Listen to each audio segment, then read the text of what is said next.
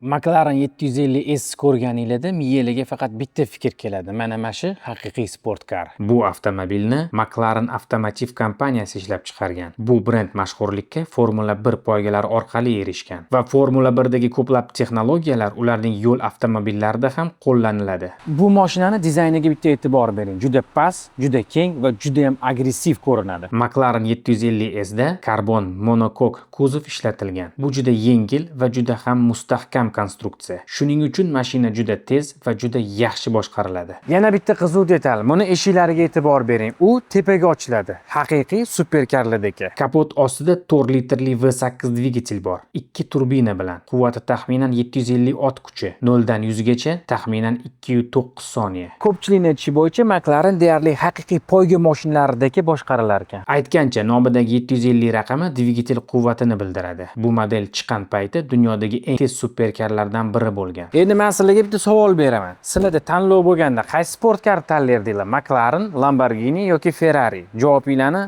pastda yozib qoldiringlar.